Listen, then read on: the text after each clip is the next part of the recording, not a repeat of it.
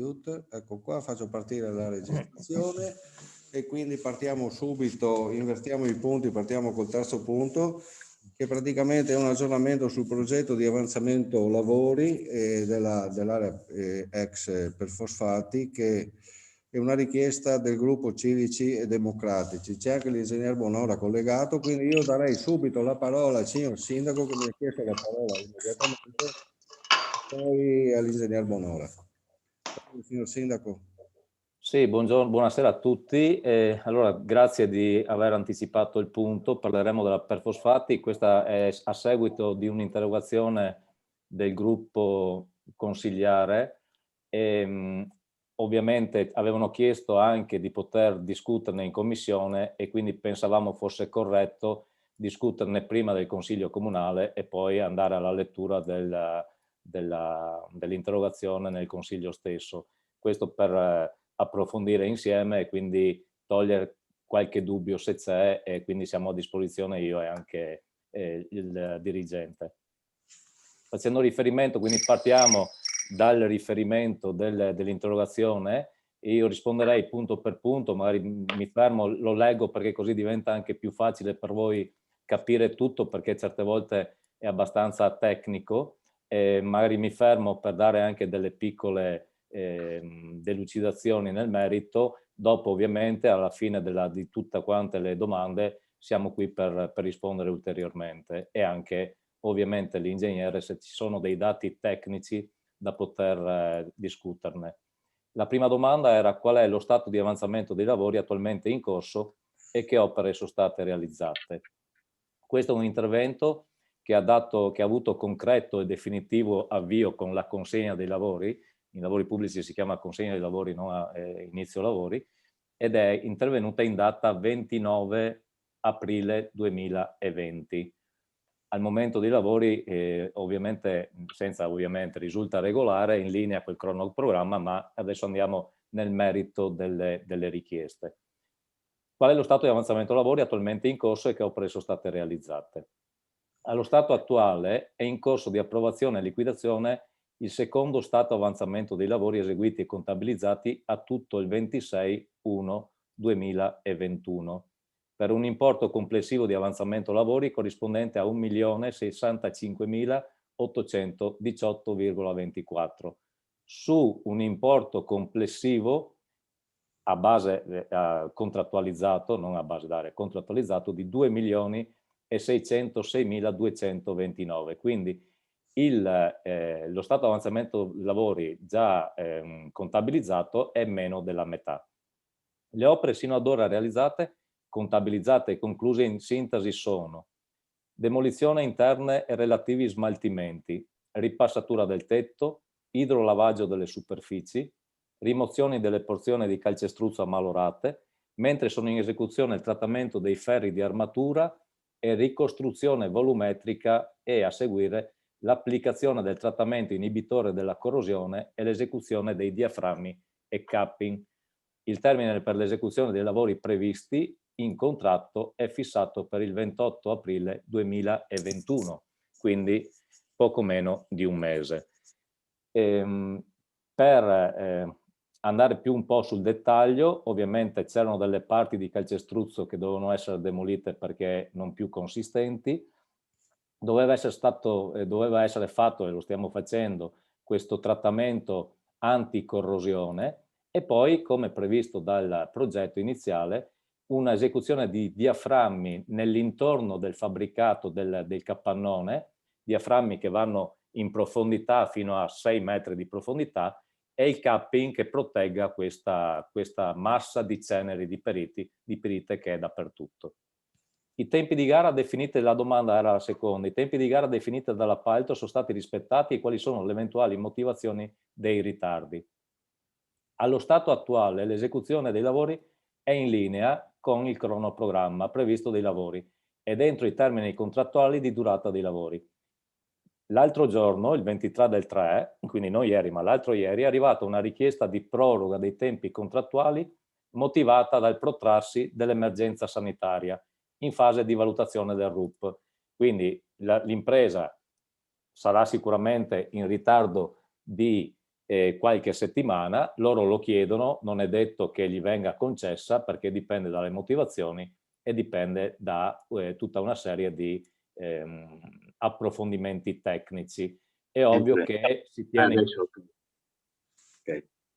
tiene in considerazione del fatto che la pandemia potrebbe aver creato dei seri problemi, ma verranno valutate in maniera adeguata dal RUP.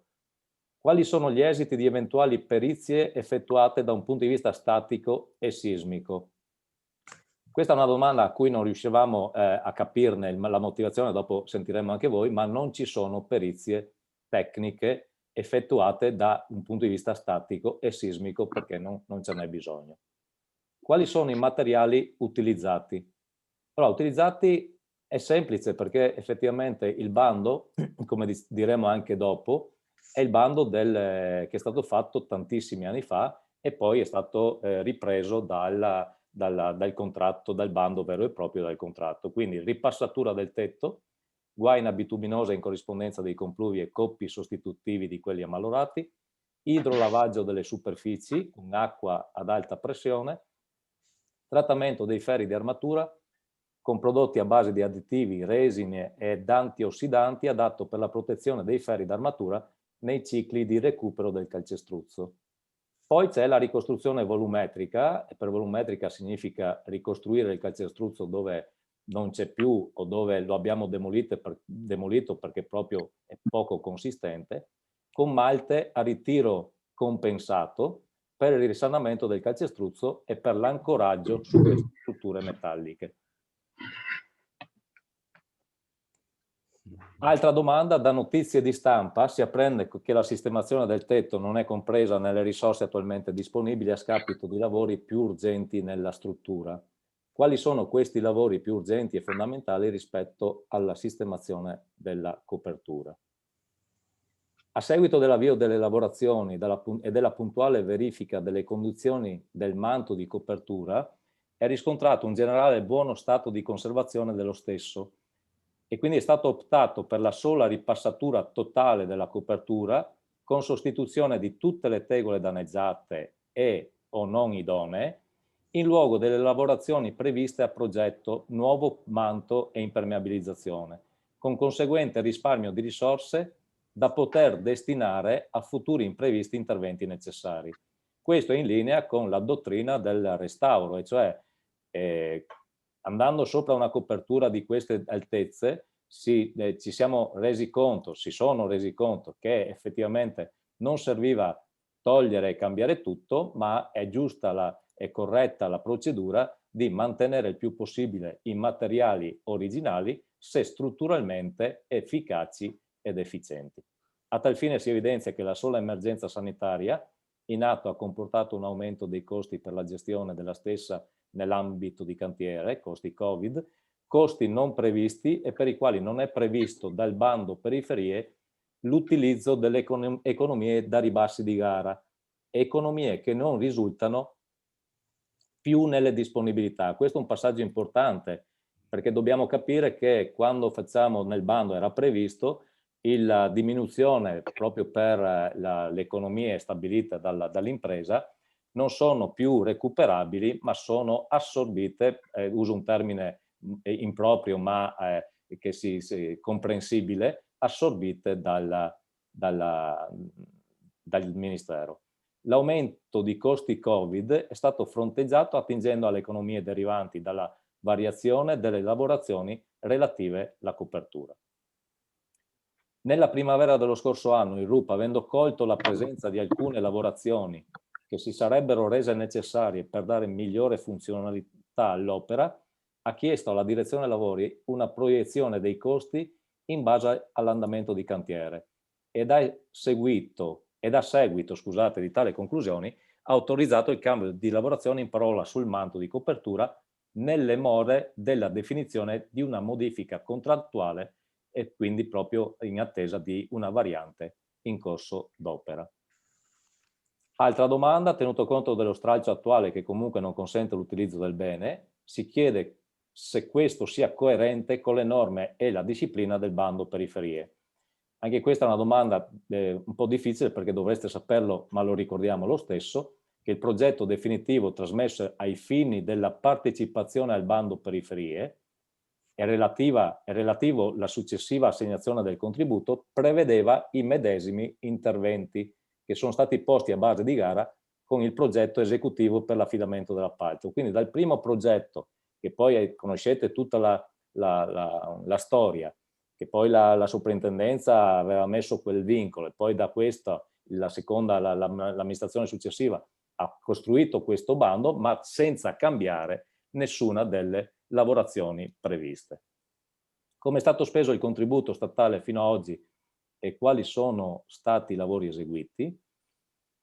Allo stato attuale il contributo concesso è stato utilizzato per l'affidamento delle prestazioni tecniche necessarie allo sviluppo dell'opera e delle relative progettualità sino allo sviluppo del progetto esecutivo, quindi indagini, progetto, direzione lavori, sicurezza e collaudo tecnico, amministrativo, per un costo complessivo, IVA e oneri compresi, di 436.560,38, in parte già liquidati. Quindi le spese tecniche, questa è l'ammontare e sono stati pagati anche questi a saldi stato avanzamento lavori.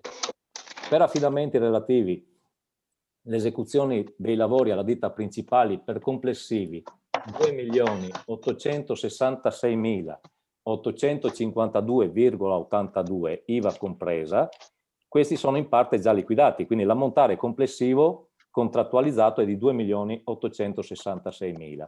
Il tutto con un accantonamento di risorse derivate da economie derivanti da procedure di gara e non riutilizzabili in quanto non più nelle disponibilità, come dicevo prima, come previsto dal bando, pari a euro 1.278.722,05. Quindi in gara c'è stata un'economia poi contrattualizzata e questa economia pari a 1.278.000 non sono più utilizzabili. È un'economia generale. Tale importo verrà saldato, quindi la differenza fra 2.866.000 e il primo SAL che torno su, e ve lo dico, che è 1.065.818, la differenza verrà saldata dopo l'ultimo SAL che dovrà essere consegnato dopo la fine lavori, quindi dopo il 28 aprile 2021, quindi dopo il mese, fermo restando che non ci siano altre piccole proroghe temporali. Ad oggi quasi tutti i lavori, quindi, alla domanda rispondo, previsti sono stati eseguiti, proprio perché manca pochissimo tempo e tutto sommato dal punto di vista dei rapporti anche la richiesta di proroga, questa la dico io senza sapere per quale motivo e senza sapere anche cosa deciderà il RUP, però insomma tutto sommato la richiesta di proroga è una richiesta tutto sommato in percentuale attendibile dal punto di vista temporale, non dal punto di vista della effettiva concessione che gli possa essere data. Altra domanda, quali sono i lavori che mancano per rendere la struttura fruibile? Quali sono le tempistiche e le modalità con cui si avvieranno questi lavori? Allora, l'intervento attuale, oggetto del finanziamento a valere sul bando periferia, prevede in generale il contrasto dei fenomeni di degrado delle strutture per la salvaguardia e la conservazione del bene tutelato ex legge 42 del 2004. Il progetto attualmente in corso e relativo finanziamento prevedono l'esecuzione dei lavori che sono propedeutici alla futura fruibilità della struttura. Gli interventi veri e propri finalizzati all'utilizzo della struttura saranno oggetto di futura progettazione ed esecuzione al seguito del reperimento delle necessarie risorse economiche anche a valere su diverse linee di finanziamento. Anche questo era risaputo fin dal primo bando, dalla prima richiesta del bando periferie, era risaputo al momento della esecuzione del bando vero e proprio e della contrattualizzazione. Bisogna far chiarezza perché è giusto che anche la cittadinanza sappia, ma che tutti lo sappiamo in maniera molto lineare, che l'intervento è finalizzato alla conservazione del bene, ma non alla fruibilità e quindi alla necessaria idoneità sismica. Perché se staticamente l'oggetto, quando è recuperato dal punto di vista, da questo punto di vista, da tutte le lavorazioni che stiamo facendo, avrà un percorso finale, poi manca quello sismico per poter dire io sotto ci vado per fare qualche attività. Ovviamente potrei anche entrare in una fase più tecnica, quindi apro, che non riguarda la risposta vera e propria all'interrogazione, ma riguarda magari la discussione che faremo anche magari alla fine dell'interrogazione, e cioè nel momento in cui noi potessimo utilizzare questo bene per fare, esempio, un museo all'aperto, ovviamente dovremmo rendere antisismico tutta la struttura. Se invece dovessimo progettare un'opera all'interno di questo cappannone, di questi due campate, potremmo rendere antisismico la struttura nuova e non spendere l'importo globale previsto se queste opere non ci fossero, perché l'antisismicità sarebbe data da questa struttura nuova e la struttura sovrastante, quindi la copertura esistente attualmente, potremmo effettivamente fare delle economie sostanziose e sostanziali per poter non spendere ulteriormente. Quindi dipende dall'utilizzo che ne faremo di questi capannoni.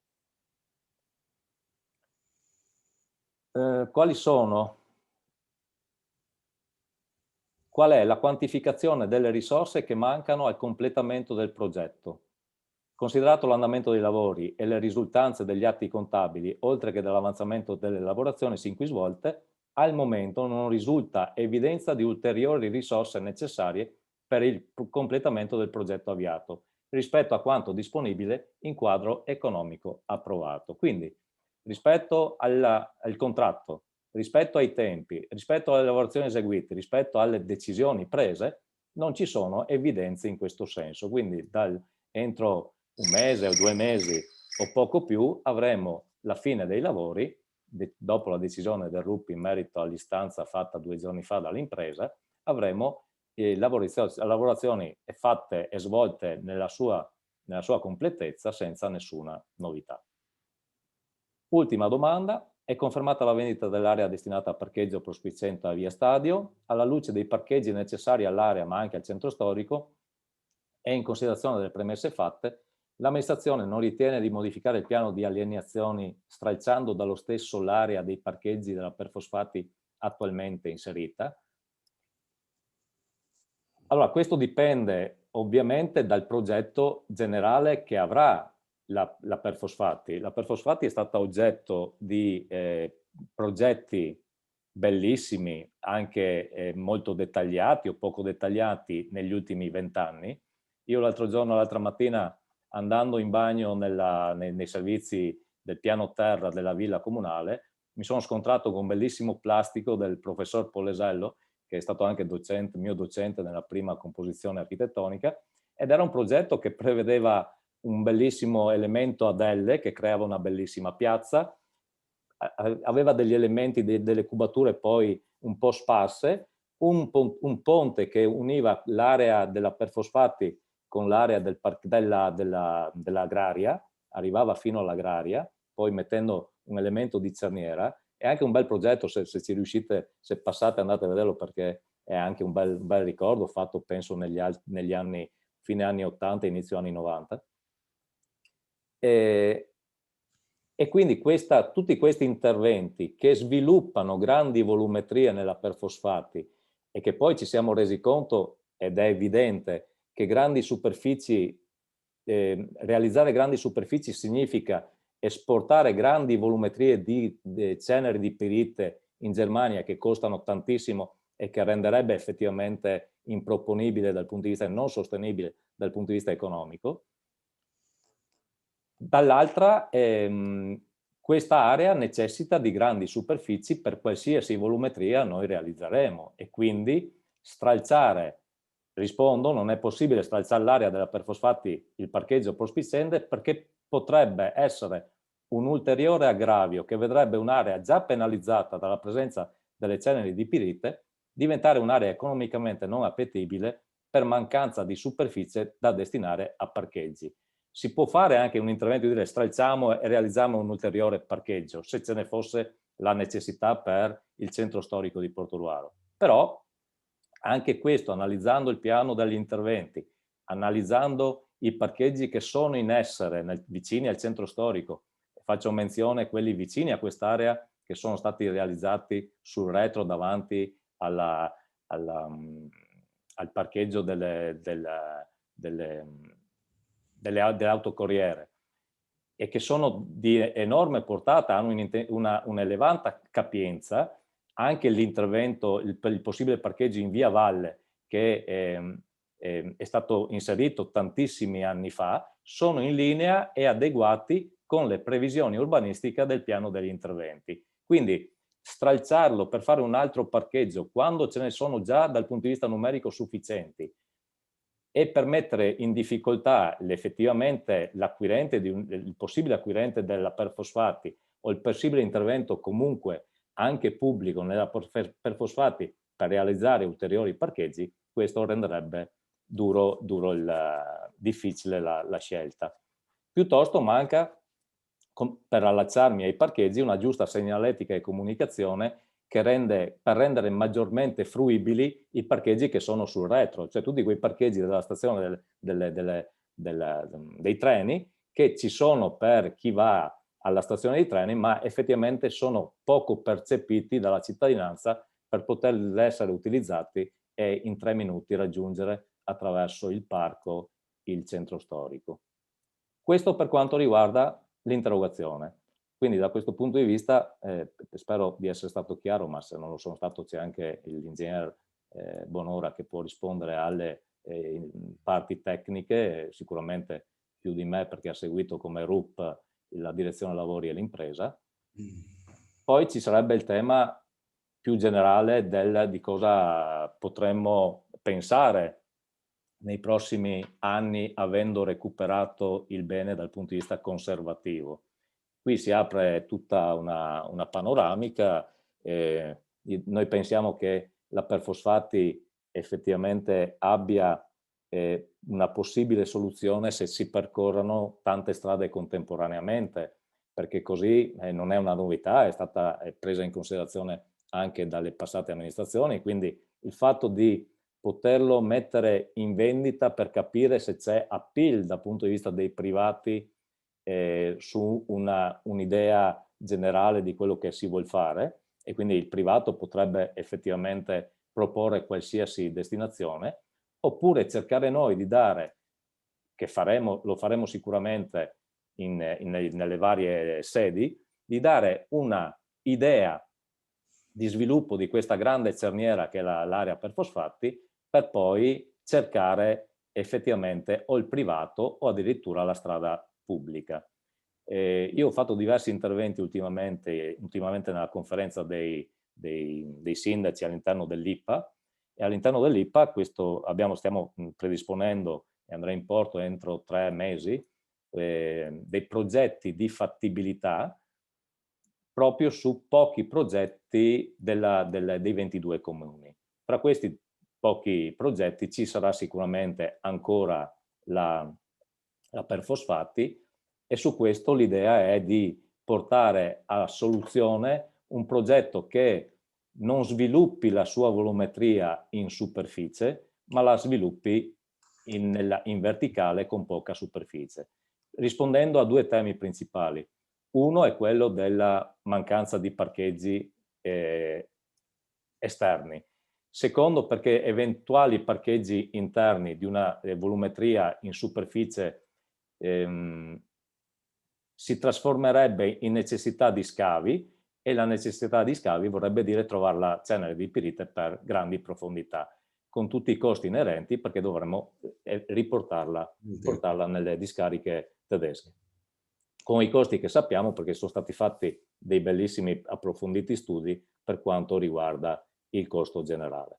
Quindi l'idea è quella di, per esempio, portata in IPA, fare 2 porte, San Donà e Portoruaro. Una porta sarebbe questa della Perfosfatti, e sull'idea della vecchia ciminiera che era sul lato sud dei capannoni, una ciminiera che era molto più alta dei capannoni stessi, su quella ciminiera realizzare una torre ciminiera, una torre che diventa sviluppata su poche decine di metri, potrebbe essere sui 250 metri quadrati, proprio per dare l'indicazione di quanto potrebbe essere grande in superficie, e quindi pochi costi di trasporto dai ceneri di pirite, e poi svilupparla per quali destinazioni?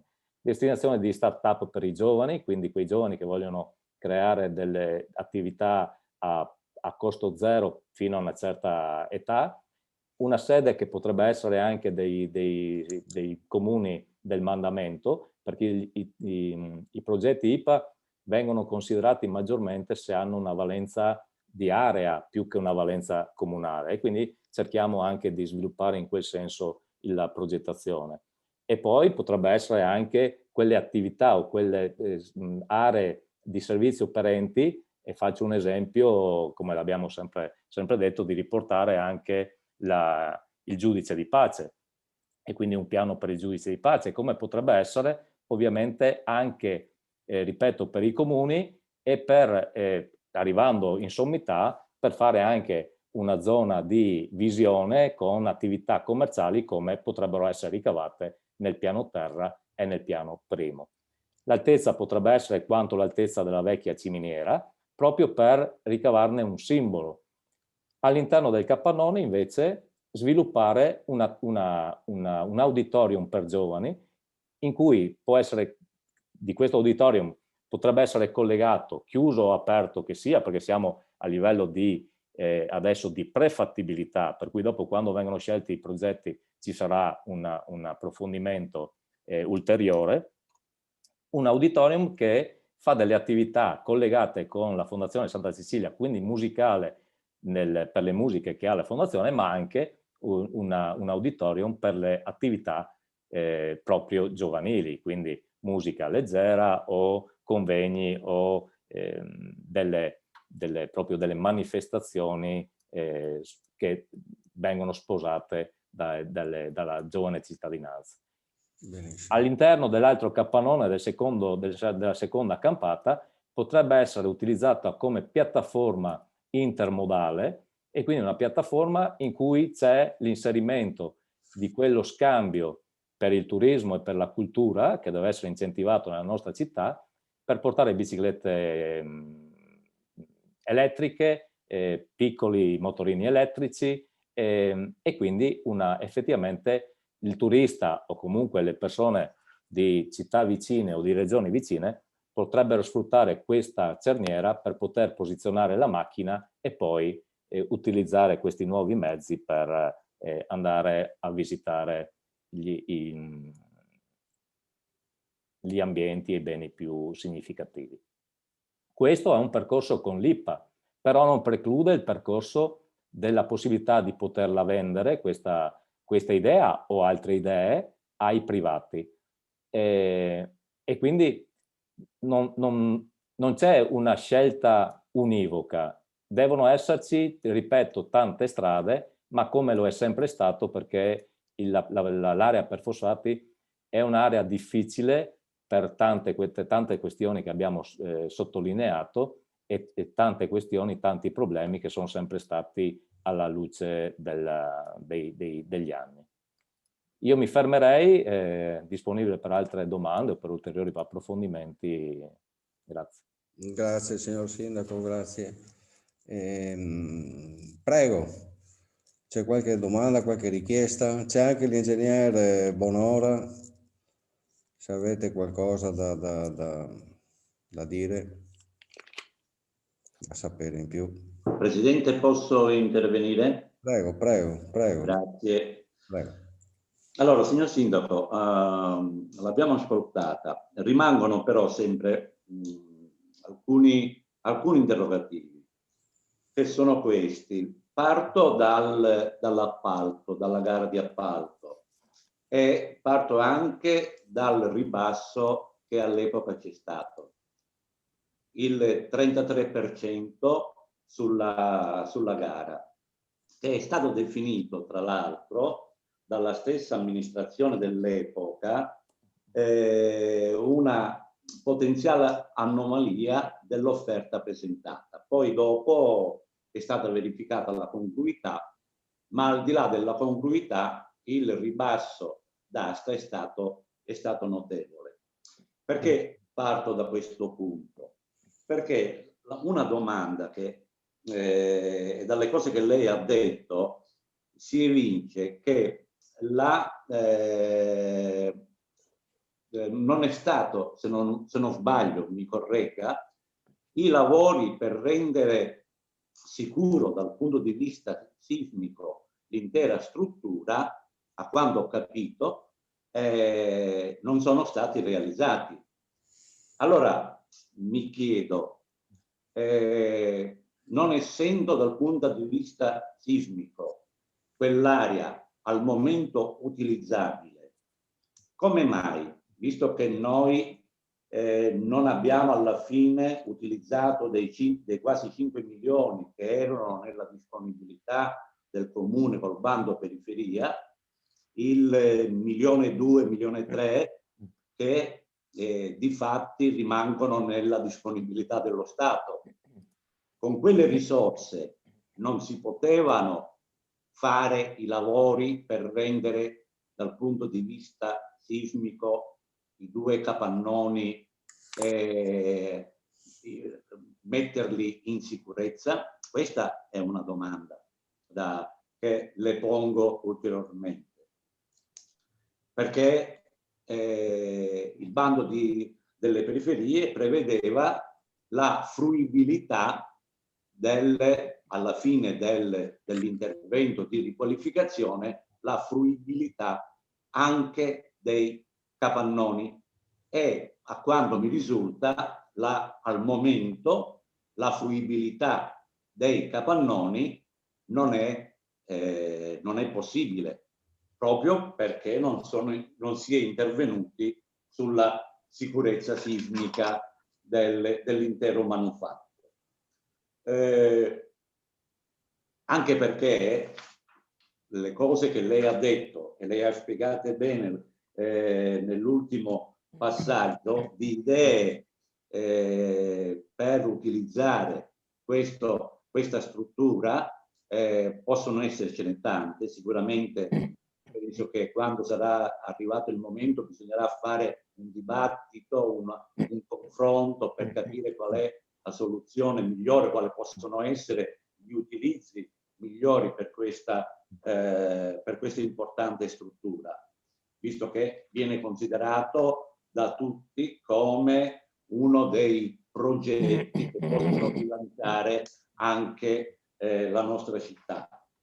Un altro dubbio, un altro chiarimento sarebbe quello di capire: adesso sono state manutentate le strutture, gli archi e quant'altro. Avendo mantenuto tutti e due i capannoni, diciamo così, rispetto al progetto originario con cui ci si è presentati al bando periferie, che cosa costerà mantenere in sicurezza le strutture? Ogni anno il comune dovrà, penso, curare questa struttura. Dal punto di vista finanziario, avete pensato qual è l'impegno che questo comporterà? Questa era un'altra domanda, un chiarimento che chiedevo a lei, signor Sindaco. Un'altra cosa che volevo mettere all'attenzione. Lei ha detto che ci sono tanti progetti per cui bisogna trovare tante altre risorse che evidentemente dovranno essere cercate o in un progetto d'area, se questo va avanti, oppure impegnando risorse del comune o con mutui o altro, e volevamo sapere appunto, una volta completati e consegnati i lavori di questa area, di fatti che va avanti da tanti anni, non è fruibile dalla cittadinanza, se non forse utilizzando solamente la parte esterna, sicuramente non quella interna. Ma mi viene un dubbio e vorrei che lei me lo chiarisse se è possibile. Quando noi chiediamo che il parcheggio prospiciente l'attuale via Stadio, quello ingaiato, mi pare che è messo nel piano delle allineazioni ed è prevista la sua vendita. Ma se quell'area viene venduta a privati, quell'area che adesso viene utilizzata come parcheggio, una volta che tutto il manufatto diventa fruibile, e lì sono previste, come diceva, può essere previsto di tutto, o dalle idee che lei ci ha presentato o qualsiasi altra cosa. Necessario sarebbe che quell'area, piuttosto che essere alienata, venisse mantenuta come parcheggio a supporto delle future attività che si possono e si dovranno fare poi nell'area dell'Upper Forstati. E quindi non riusciamo a capire questa mancanza di coerenza fra necessità di rilanciare quell'area, di farla diventare un centro di attrazione e quindi un centro di attività, poi si vedrà che cosa, e privarla di un'area di parcheggio che sarebbe sicuramente, risulterà essere necessaria se vogliamo che effettivamente possa respirare e non essere soffocata poi dalla mancanza di parcheggi. Al momento mi fermo qua, non penso che... Consigliere Vindigni, provo a risponderle, che così facciamo anche una cosa un po' più certo, carina, perché altrimenti se facciamo certo. domande... Allora, una parte di queste domande sicuramente saprà meglio risponderle il consigliere Antonio Bertoncello, che a suo tempo aveva costruito questo bando delle periferie, e quindi magari anche lui darà il suo contributo. Per gli altri proverò a risponderle io, una parte l'ingegner Bonora. Perché non sismico? Proprio perché il bando delle periferie non prevedeva già dalla prima previsione questo recupero antisismico. Poi la sismicità è cambiata nei tempi, però anche quella volta c'era l'adeguatezza antisismica, e come ben sappiamo l'adeguatezza antisismica, se dovessimo farla adesso, costerebbe 5 milioni, 4 milioni e mezzo dal punto di vista oneroso. Quindi il fatto di aver recuperato, sapendo di recuperarlo dal punto di vista statico e non dal punto di vista sismico, è perché il bando era stato costruito in quel senso e non in altri, sia fin dall'origine. Costi di manutenzione ovviamente ci saranno sempre, come tutti i fabbricati, ma quando un'opera è realizzata in questa maniera con materiali adeguati, dopo magari nell'interrogazione vi dirò nello specifico quale materiale è stato, perché me l'avete chiesta, qual è stata la lavorazione ben fatta, perché un fabbricato quando è finito regge almeno 50 anni, quindi da questo punto di vista, come tutti i fabbricati messi a nuovo, hanno una validità di decenni. È ovvio che potrebbe accadere che per qualsiasi motivo una piccola manutenzione ci possa essere, ma non quantificabile ora, perché non è possibile su nessun fabbricato nuovo.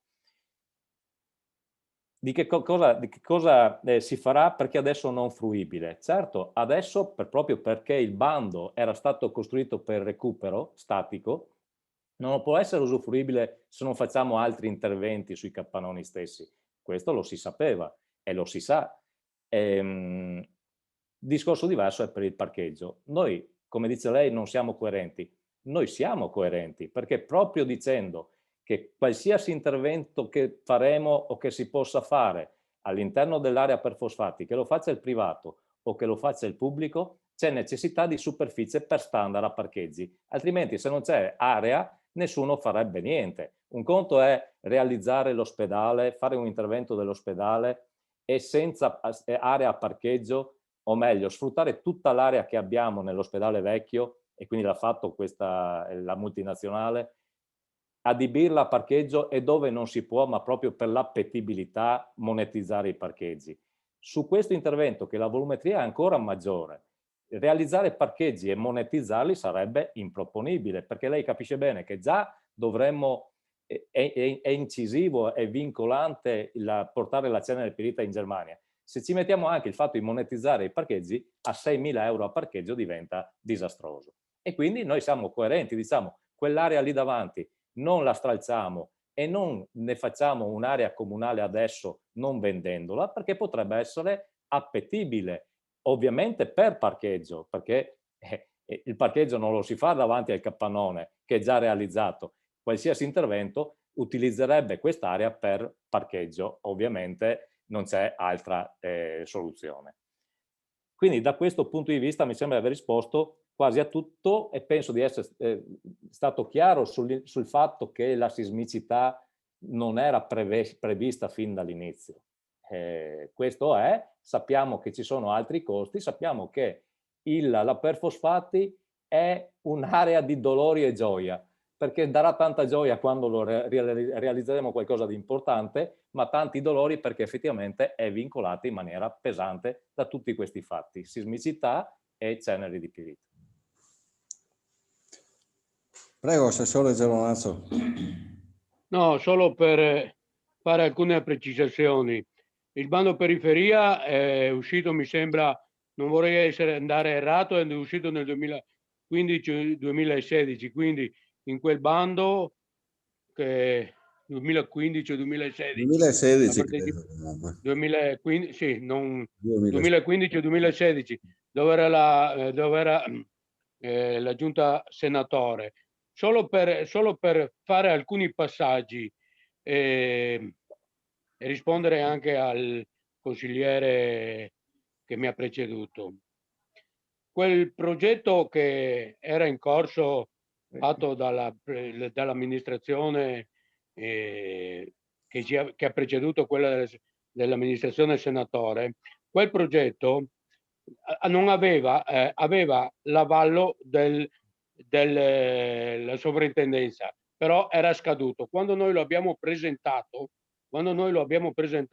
la sovrintendenza quel progetto lo ha bocciato e dovevamo recuperare, progetto recupero periferie, dovevamo recuperare quel complesso. Quindi abbiamo chiesto alla sovrintendenza il da farsi, ci ha detto: se volete aderire al bando periferie, adesso vado a braccio e potrei anche sbagliarmi, se volete aderire al bando periferie dovete consolidare i 2 capannoni come sono, ok, non interverrete sul sistema sismico, però li mettete in sicurezza. Quindi noi abbiamo aderito ma con il consenso della sovrintendenza, che il progetto di prima non aveva il consenso della sovrintendenza, quindi non si poteva partecipare al bando periferie. Il progetto anti 2015 non si poteva partecipare al bando periferia perché non aveva il consenso della sovrintendenza. Se sbaglio, chiedo all'ingegner Bonora che può correggermi, perché a memoria mi ricordo questo. Dopodiché vedremo, insomma. Sì, l'ingegner Bonora. Quindi io ritengo che quell'operazione di recupero di quei 2 della perfosfati sia stata un'operazione ottima per il comune di Portogruaro. Ho capito che oggi a livello sismico dobbiamo ancora intervenire, ma se vi ricordate stava cadendo quella struttura. Oggi quella struttura è messa in sicurezza. Per quanto riguarda il 1.200.000, 1.300.000 da restituire, lascio la parola all'ingegner Bonora che sa spiegare meglio di me come funziona quel tipo di meccanismo. Grazie. Grazie Assessore, grazie. Grazie. Altre richieste? Qualche altra domanda? Facciamo rispondere intanto all'ingegner Bonora, se è così gentile, ricordandoci anche quando è scaduta l'autorizzazione della sovrintendenza. Ok. Prego, ingegnere. Allora, giusto per fare la ricostruzione, quando è stato emesso il bando periferie, logicamente chi raggruppava il progetto e coordinava il progetto era ed è Città Metropolitana e ha chiesto ai comuni se avevano dei progetti pronti per poter partecipare al bando con quelle finalità. Ogni comune ha cercato cosa aveva di pronto. Nel caso di Portogruaro è stata presentata il progetto che riprendeva il master plan della Perfosfati e si è partecipato al bando con quel progetto. La prima tranche di finanziamenti non ci ha visto finanziati. Nella seconda tranche invece ci ha visto finanziati insieme agli altri comuni e città metropolitana. Bisognava finalizzare però in un termine relativamente stretto con un progetto definitivo. In quel momento quindi si è preso il progetto, lo si è trasformato in un progetto definitivo. Ci si è accorti che l'autorizzazione paesaggistica storico-monumentale era decaduta. Ricordo che ha una valenza quinquennale. Si è quindi preso dialogo con la soprintendenza per vedere se non era possibile il rinnovo, logicamente essendo scaduto, ma per vedere se c'erano gli elementi per dare continuità a quella progettazione, quindi se lo stesso progetto avrebbe avuto l'assenso della soprintendenza. La soprintendenza ha posto il vincolo storico-monumentale sulla struttura e ha posto il vincolo di mantenerla come archeologia industriale. Quindi si è dovuto adattare di fatto a quadro economico già stabilito, adattare il progetto alla nuova condizione, quindi al fatto di non mantenere più solo i due archi previsti inizialmente a memoria storica e rendere il resto della superficie disponibile, ma mantenere totalmente in piedi la struttura dei paraboloidi, logicamente a parità di importo già comunicato. Correttamente menzionava il sindaco, l'adeguamento sismico, una prestima ce l'abbiamo e quota almeno altrettanto valore di quanto è previsto a quadro economico adesso, quindi l'ordine di grandezza è dell'ordine di 5 milioni.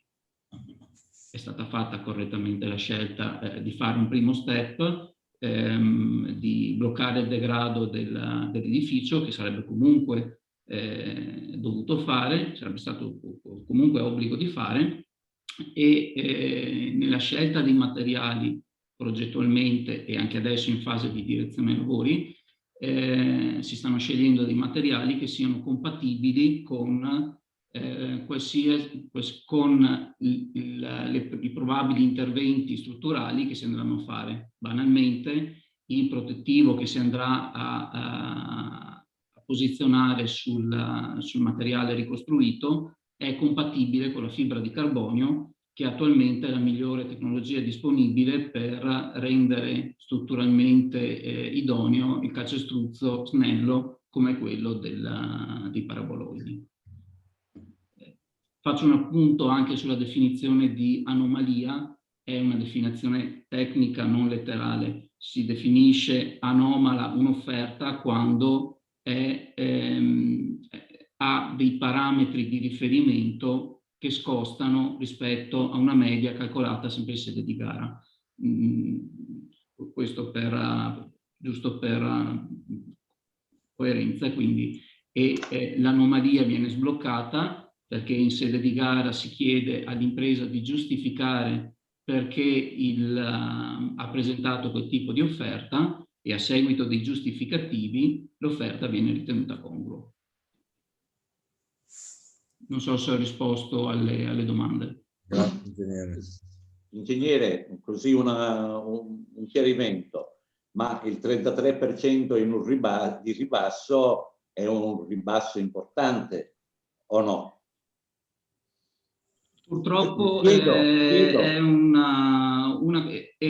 ricordo che questa gara, come tutte le gare sopra soglia, non è gara al miglior prezzo, è gara economicamente più vantaggiosa, il che significa che la maggior parte del punteggio, adesso non ricordo esattamente qual era la percentuale, ma l'ordine di grandezza è 80-20, 80 conta la proposta tecnica proposta in sede di gara, quindi i materiali proposti, la gestione del cantiere, tutta la valutazione tecnica che ci sta a supporto dell'offerta, e solo l'ordine di grandezza del 20% incide il prezzo. Purtroppo le dinamiche, per quanto appunto si adottino dei sistemi per i quali il prezzo non sia l'elemento principale di valutazione, i ribassi d'asta ci sono e sono di questo ordine di grandezza, pur usando dei preziari che non dico che sono tirati, hanno il loro margine, però è anche vero che non sono aggiornati all'ultimo anno, quindi si usa preziari comunque vecchi di un paio d'anni, quindi non necessariamente la logica del ribasso è una logica di prezzo, in realtà è una logica di gara. Mi scusi ingegnere, visto che lei ne sa molto più di me al riguardo, ma avere fatto scadere l'autorizzazione data dalla sovrintendenza, visto che lei ha detto che dura 5 anni, 5 anni, sì. Ecco, si poteva in maniera previdente, prima della scadenza, richiedere il rinnovo, visto che bisognava in ogni caso, la Perfosfati era sempre lì, che prima o poi bisognava intervenire. Le certo, chiedo. Si può fare, c'è una procedura, però adesso al di là del dialogo che si può intrattenere con la soprintendenza, le do i riferimenti di norma, quindi autorizzazione dura 5 anni, se nel corso dei lavori ho delle lungaggini e ho bisogno di un'estensione temporale si può intervenire. È chiaro che se io nei 5 anni non sono intervenuto, quell'autorizzazione normalmente decade. Dopodiché fra pubbliche amministrazioni si dialoga e quindi si può trovare una soluzione. Ecco. Sì, formalmente però decorsi i 5 anni decade, perché è un'autorizzazione sul progetto. Certo. Quindi se io non attuo il progetto, quell'autorizzazione decade. Ingegnere, mi scusi, prego. Può darmi la data della prima autorizzazione della sovrintendenza quando c'era l'allora architetto Cerocchi, per cortesia? Mi Grazie. prendete impreparato, però sono in ufficio apposta e ve la cerco. Sì, grazie mille. Vado a memoria. L'ingegner Cerocchi, quando si è insediata l'amministrazione senatore, si era già trasferito a Roma, penso da 2 anni. Sicuramente era già molto precedente e il progetto quindi potrebbe ricercare, suppongo, attorno al 2009, potrebbe essere, forse anche un po' prima.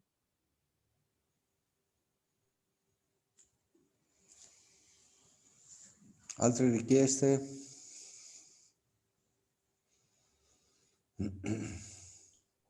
Facciamo così, senza farvi perdere tempo, ve la recupero e prima del consiglio vi dico la data esatta dell'autorizzazione. Grazie, grazie. Perdoni, faccio anche un'altra proposta, ingegnere. In sovrintendenza era cambiato anche il dirigente, ripeto, dall'architetto Cerocchi, che tra l'altro non era un dirigente ma era delegato all'area, un dirigente con questa mansione, si è passati all'architetto Alberti con tutt'altra visione rispetto alle autorizzazioni. Quindi c'è da tener conto anche di questa situazione. Comunque le risposte che ha dato corrispondono a quanto anch'io in memoria, ovviamente non essendo un tecnico riporto esattamente la sensazione che ho avuto, e voglio ricordare che l'accesso al bando periferie, che è arrivato ovviamente in tempi molto stretti, ha dato la possibilità alla città di Portogruaro di avere oggi un bene recuperato non solo dall'amministrazione che ho guidato io, ma da tutte le amministrazioni anche che l'hanno preceduta. È stato un susseguirsi di attività volte alla sistemazione di un bene così importante sia dal punto di vista storico sia dal punto di vista architettonico. Quindi suppongo che quanto avremo oggi la possibilità di consegnare i posteri col mantenimento dell'opera, di un'opera architettonicamente importante dal punto di vista archeologia industriale, sia il risultato di tutta una serie di azioni che non avrebbero trovato definizione se qualcuno avesse proseguito con l'idea di abbattere una parte importante della struttura. Quindi io mi sento di ringraziare l'architetto Alberti, all'epoca sovrintendente, comunque che purtroppo è mancato 2 o 3 anni fa, per la lungimiranza che ha avuto nel decidere in maniera perentoria che il bene andava mantenuto.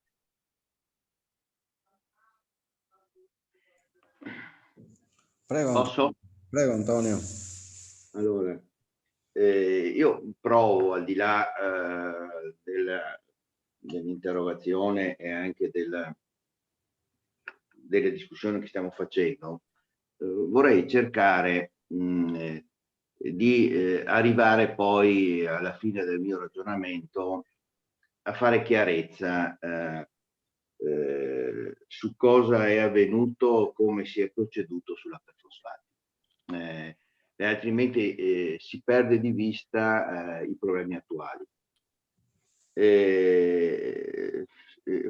Con l'acquisto della perfosfati, ma sto brevissimo, voglio dire, si è potuto, con tutti i rischi, le difficoltà che ci sono, tenete conto che mi pare che l'area della perfosfati rappresenta 1/4 di tutto il centro storico, e se non si fosse avuto questa intuizione, seppur molto criticata al tempo, noi non avremmo avuto la possibilità neanche di risolvere molti dei problemi che oggi hanno trovato soluzione. Mi riferisco in modo particolare alla rotonda di San Nicolò, dove il cancello della perfosfati era proprio in mezzo quasi alla rotonda attuale. Si è potuto dare risposta al commissario, alla stazione del commissario, che minacciava di andare via da Portogruaro, la sede della conferenza, e la stessa cosa è successa per la polizia, scusate, la Guardia di Finanza, che se vi ricordate era quella sede vetusta di Viale Isonzo, e anche lì eravamo continuamente ricattati, voglio dire, per dire o ci mettete in condizione di lavorare o noi scegliamo un'altra strada. Non si sarebbe potuto fare tutti quegli interventi sulla metropolitana di superficie, sulla stazione degli autobus, il collegamento ferro-gomma. Tenete conto che sul bando di periferia, lo dico qui, apro la parentesi e la chiude, ci sono altri 1,2 milioni del bando periferie, perché entro l'anno finalmente viene realizzata la nuova stazione della TVO. I ritardi che ne derivano da questa realizzazione, perché originariamente quell'investimento era previsto con la partecipazione del Comune, Regione e Attuo, poi giustamente, voglio dire, si è pensato di inserirlo dentro il piano periferie, e così si sono risparmiati, o meglio si sono recuperati 1,2 milioni, e questo mi pare sia una cosa che non si può sottovalutare, e oltre al parco ecologico che sia realizzato. Ogni amministrazione, il terreno è di proprietà comunale e ogni amministrazione definisce le strategie di quell'area. Nel momento in cui noi avevamo, riconfermo quello che ha detto il sindaco, non è mai stato messo in discussione il parcheggio ghiaiato, perché se sul piano regolatore è lì, in vendita sono gli altri, messi in vendita dagli altri, aree edificabili. Io ricordo bene che quel PUE era stato approvato perché non c'erano altra possibilità se non vendere le aree per intervenire sul manufatto. Nel momento in cui siamo entrati nel bando periferie, ogni amministrazione può fare delle scelte diverse. Ricordo che l'amministrazione precedente, per esempio, aveva previsto, per risolvere i problemi del consorzio agrario, la sede degli uffici comunali nell'area per fosfati, aveva previsto la cittadella di sicurezza con il trasferimento dei vigili del fuoco e di un immobile che doveva contenere la polizia stradale, il commissario, la polizia ferroviaria e la polizia autostradale, perché è assurdo che la sede della polizia autostradale venga prevista a San Donà, quando Portoguaro è baricentrica tra Venezia e Trieste, e a Portoguaro c'è anche la diramazione per Belluno. Quindi lì era previsto anche una razionalizzazione di questi 3 corpi che avrebbero creato economie di scala e avrebbero fatto di Portoguaro un centro servizi di valenza importante. Nella misura in cui, voglio dire, queste risorse che sono arrivate presentando un progetto della precedente amministrazione senatore, anch'io sono curioso come consigliere senatore di conoscere quando è scaduta l'autorizzazione da parte del sovrintendente. Consigliere, ve lo dico subito, avrò trovato il dato. L'autorizzazione dell'1/12/2008, quindi scaduta 5 anni nel 2013. Perfetto. Qui si capisce tutto, non serviva andare a vedere, io non ho voluto fare il primo della classe, ma sapevo perfettamente che la autorizzazione scadeva nel 2013. Però voglio dire, il tema della progettualità era legata anche ovviamente con la sovrintendenza al mantenimento del manufatto, per poter renderlo poi accessibile, e l'unica possibilità per i costi che ha quel manufatto era quello di trovare la soluzione di mantenere una campata, giusto o sbagliato, ogni amministrazione poi fa le scelte che ritiene, mettendo in vendita le aree adiacenti. Chiudiamo, voglio dire, dal mio punto di vista, questa partita, cioè nel senso che le amministrazioni precedenti hanno scelto, avevano dei programmi, ne è subentrata un'altra che ha la possibilità, che ha l'autorevolezza, che ha i poteri per realizzare quello che ritiene realizzare. A me pare di capire che questa progettualità, il sindaco nel suo programma elettorale, ma anche nel DUP, ha deciso di fare un master plan sulla perfosfati nuovo, scritto sui suoi obiettivi programmatici e nel DUP. Quindi mi sbaglio, signor sindaco? No, potremmo fare anche di più, perché il master plan è un'idea... No, ok. È scritto, ma le sto dicendo di più, perché se nella IPA o comunque in un'altra fase facciamo chiaro, il progetto di fattibilità è superiore al master plan. Quindi... Sì, ben chiaro, ma volevo solamente dire che prima di voglio dire, prendere delle decisioni sull'area, si è deciso, come mi pare, di fare un master plan, o ancora di più, io credo che prima di prendere qualsiasi decisione sarebbe opportuno almeno avere questi elementi, perché altrimenti corremmo il rischio di essere c'è una discrasia tra quello che diciamo e quello che vorremmo fare. Era solo questa la mia precisazione. Un'altra considerazione, ma questo perché usciamo anche dalla polemica politica, chi ha fatto prima, chi ha fatto dopo. L'amministrazione precedente aveva dei suoi progetti, aveva dei suoi programmi, mi riferisco a quella guidata da me, aveva i suoi progetti e i suoi programmi.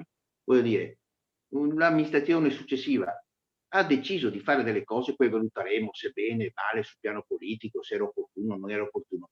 Però cominciamo a discutere di questo, perché trattasi di un'area pubblica dove l'amministrazione comunale sceglie cosa fa, a prescindere dagli strumenti urbanistici di prima. Dobbiamo fermarci qua, perché sennò è una storia infinita che non va qua nessuno dal mio punto di vista. Io me lo ricordo bene, Sindaco, il progetto di Polesello, ed era una delle cose, voglio dire, che a me convincevano di più. C'era previsto un abbassamento, seppur graduale, di via Stadio, un innalzamento per fare il ponte di attraversamento su Piazza Castello, che attraversava il Consorzio Agrario da una parte e dall'altra parte andava nel Parco della Villa. E c'era un collegamento diretto straordinario di un quarto di città che si aggregava al centro urbano. Un'altra considerazione, così chiudiamo questa partita una volta per tutte, perché sennò, voglio dire, ogni volta la gente non ci capisce e non sa dove si va a parare. Quindi adesso noi ci troviamo di fronte a un bando periferie che ci ha dato questa opportunità che abbiamo potuto cogliere perché c'erano degli atti predisposti, perché altrimenti non si sarebbe potuto attingere a quel bando, perché quel bando lì è stato molto faticoso, voglio dire, trovare la quadra all'interno della città metropolitana e collegare San Donà, Portoguaro, Venezia, Spinea e avanti così, perché tutto l'importo era collegata a interventi lungo la linea ferroviaria, perché solo quello lì è stato il pretesto che ci ha consentito di accedere a quel bando. Un'altra considerazione, ho fatto questa considerazione perché nel bilancio del comune di Portoguaro è previsto nel 2023, se non ricordo male, 1,4 milioni, perché c'è la parte di bonifica sulla quella parte che è affiancata al manufatto. Sono previsto 1,4 milioni di intervento per quella bonifica, a prescindere e poi sono previsti quei soldi, 3 milioni di euro circa, per la vendita dei terreni, sostanzialmente. Allora, c'è una contraddizione di fondo, cioè nel senso che stiamo parlando di manufatto, stiamo parlando di risorse da mettere a disposizione per rendere accessibile quel manufatto, c'è 1,4 milioni da bonificare e noi predisponiamo allo stato attuale un piano delle opere pubbliche nel 2023 dove tutti i soldi che potrebbero essere ricavati dalla vendita dei terreni sono utilizzati, a meno che lei non lo cambi, sono utilizzati per interventi che non c'entrano niente con la fosfati. Allora, io credo che un po' di coerenza ci vorrebbe, nel senso che l'amministrazione comunale ritiene per avere a disposizione delle risorse e rendere fruibile quel manufatto, posso anche capirlo. Vediamo, giustamente, il sindaco ha detto prima, pensavamo di fare rendere edificabile senza occupare terreno e aveva proposto una soluzione. Ricordo che l'amministrazione passata è stata molto criticata per la stessa finalità, visto che aveva delle risorse molto contenute, quando l'architetto Piano, non mi sto sbagliando del cognome, l'architetto Piano, in un colloquio telefonico, perché non era molto impegnato a New York, telefonico, ci ha detto: guarda, io non posso intervenire per qualche impegno, però consiglio di fare 3 bussolotti alti cioè 3 strutture per non occupare superficie, e diventa, dal suo punto di vista, una bella provocazione come piano, insomma, sostanzialmente.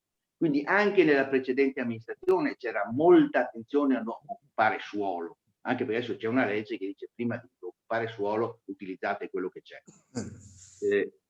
Quindi detto questo, io credo che dobbiamo adesso, perché i tempi sono maturi, voglio dire, capire come con le risorse che sono fino ad oggi a disposizione quel manufatto rimane, quali risorse sono ancora necessarie per poter svolgere le attività che alcune lei le ha elencate, ma dobbiamo fare uno sforzo. Il programma del suo era scritto tribunale, adesso lei parla di giudici di pace, nel programma c'è scritto mercato del pesce, mercato della carne, mercato del giovedì, mercato del sabato, mercato dell'antiquariato. Io credo che lo sforzo che deve essere fatto adesso è quello di valutare attraverso il master plan e attraverso le risorse che ci sono, che si possono mettere a disposizione, per far sì che tutta quell'area lì trovi una sua collocazione adeguata, dopodiché ci ragioneremo, almeno daremo il nostro contributo per poter... ho fatto questo, e mi perdoni perché lei lo ha accennato, perché sennò i fatti si valutano nel momento in cui accadono, perché altrimenti continuiamo a fare polemiche. Anche su questo bisogna che noi facciamo un po' di chiarezza. L'ha nominato lei il parcheggio di Via Valle. Allora, il parcheggio di Via Valle lo ha definito il piano regolatore dell'amministrazione precedente. Le motivazioni perché lui in quella volta, voglio dire, era stato previsto questa opportunità, era prima ancora del teatro Russolo. Non c'erano altre possibilità in quel momento. Dopodiché noi l'abbiamo abbandonato subito quel progetto lì. Lo abbiamo abbandonato, ma sa perché? Una, perché successivamente è venuto fuori che c'era un ampliamento del Pascoli che era necessario. Due, è perché è in corso ancora, mi spero che qualche amministrazione lo prenda in mano, era previsto la cessione del D'Alessi alla provincia, e cedendo al D'Alessi l'immobile del D'Alessi veniva fuori anche il parcheggio necessario e la valorizzazione della roggia dietro la casa di riposo che arrivava fino a San Giovanni. Dico questo perché non si può continuare a dire va bene, ma l'avete previsto voi. È un'area pubblica, noi non siamo d'accordo. Se voi siete d'accordo, lo fate e noi faremo la nostra battaglia politica, però non si può, dopo 10-15 anni dello strumento urbanistico, dire ma l'avevate previsto voi, perché in 15 anni è cambiato il mondo rispetto alla visione di una città. Allora, ognuno deve assumersi le proprie responsabilità da come noi oggi siamo, perché se no, voglio dire, ci troviamo di fronte, per farla larga, che tra l'impostazione che le avevamo dato noi all'ospedale vecchio rispetto a quello che è venuto fuori c'è un abisso. Allora, tornando alla Perfosfati, noi rispetto alle dichiarazioni fatte, almeno io cercherò di approfondire, perché voglio dire, ancora alcuni aspetti. A me non interessa personalmente identificare delle responsabilità, voglio dire, quando si amministra, voglio dire, si può anche avere qualche problema da dover risolvere, tutte le amministrazioni ce l'hanno. Però adesso c'è un problema dal mio punto di vista, c'è un problema di un'area che adesso tra l'altro verrà interessata, come dicevo prima, alla stazione ferroviaria. C'è un problema, adesso verificherò il problema della sicurezza, eccetera. Se ci sono bisogno di la priorità assoluta, ma lo dice lei, la priorità assoluta è quella di mettere in sicurezza e rendere attivo quel contenitore. Questo è. Dopodiché non si può prendere le risorse eventuali da quell'area e portarle da un'altra parte. Io credo che la priorità assoluta sia il pezzo di bonifica, che se non ho letto male dei suoi documenti è 1,4 milioni, e poi se qualcuno ritiene, io non sono più d'accordo, non so il mio gruppo, ritiene di vendere, ammesso che qualcuno compri, abbiamo tentato 2 o 3 bandi mi pare, figuriamoci se si vede, perché sennò si corre il rischio che poi in questo periodo si continua a pensare a quello, ma non si fa né questo né quello, perché non solo se non si vendono rimane bloccato tutto, ma rimane anche bloccato tutte le altre opere che magari questa amministrazione intende fare. Allora, io sento veramente questa necessità. Dopodiché chiudo questo ragionamento, lo approfondiremo magari meglio in consiglio perché questa commissione è anche utile. Io dico, se non ricordo male, ma chiedo venia perché i tempi passano, poi l'età aumenta, mi pareva che quel progetto, voglio dire, di mantenimento solo di una campata aveva una sua logica legata ai costi e alla fruizione di quel contenitore, perché altrimenti nessuno si sarebbe permesso di non mantenere il manufatto, voglio dire, così com'è. La soluzione di mantenere una campata era solamente, voglio dire, per consentire con le risorse che erano necessarie di renderlo fruibile quel contenitore, non perché non eravamo sensibili al mantenimento di quel manufatto che è una cosa, mi pare che ce ne sono 3 o 4 in Italia, voglio dire, manufatti di quel tipo. Quindi io per il momento mi fermo qua, nel senso che veramente chiedo che man mano che noi andiamo avanti sui nostri ragionamenti si cerchi di, come posso dire, tentare di ragionare su quello che oggi si vuole fare a prescindere. Non ci sono alibi di nessuna natura rispetto a altre amministrazioni, perché stiamo trattando di aree pubbliche. Ci può essere tutto quello che si vuole, stiamo parlando di area che fa tutto quello che vuole, quindi le scelte da qui in avanti sono scelte, quelle precedenti dell'amministrazione precedente, quelle del centro-sinistra prima ancora e del centro-sinistra, queste sono quelle, voglio dire, di questa amministrazione che si è trovata a gestire questo manufatto con queste risorse. Non entro nel merito del ribasso d'asta, potrei fare adesso, ma non credo che sia utile neanche per chi ci ascolta quando verrà messo in YouTube la discussione. Sul piano tecnico io avrei qualcosa da dire, ma non credo sia utile in questo momento, rispetto all'impostazione del bando, rispetto al ribasso d'asta, rispetto al fatto che io concordo con l'ingegner Bonora, voglio dire, di come è impostato il bando, ma non mi pare che sia questo il tema. Ci sono chi sa meglio di me discutere di queste cose. Se abbiamo elementi li discuteremo in consiglio. Però mi pare che questo è il tema oggi, signor Sindaco, dal mio punto di vista. Dopodiché avremo valutazioni diverse, però quel manufatto lì credo che convenga con me che non può, voglio dire, per come sono andate le cose, essere utilizzato per 100 persone, 50 persone, perché c'è una manifestazione del Santa Cecilia, perché c'è un qualcosa. Non nasce così quel progetto, nasce per una cosa più grossa.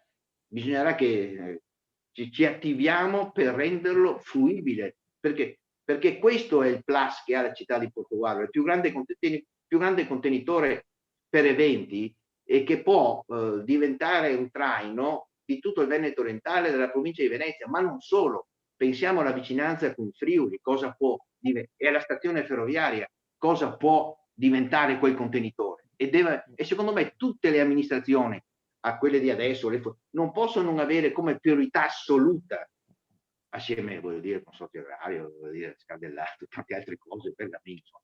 Ma quella roba lì può diventare per Portogruaro, e lo vedo anche nel suo DUP rispetto alla città turistica, alla città ambientale, alla città formativa, non può restare così. E quindi tutte le risorse possibili, immaginabili, dal mio punto di vista, non togliere ad altri, ma quelle che sono dentro quell'area devono essere, dal nostro punto di vista, focalizzate per rendere fruibile quel contenitore. Scusate, ma ci sono troppe cose da dire, ma sono già le 8, diventa anche difficile discutere un argomento così importante. Avremo altre occasioni, insomma, per per poter approfondire questo. Sì, sicuramente sì, Antonio, grazie, grazie. Prego, prego consigliere Stivali, prego. Grazie, grazie Presidente. Io volevo solo capire qualcosa in più in merito a quello che si vorrà fare.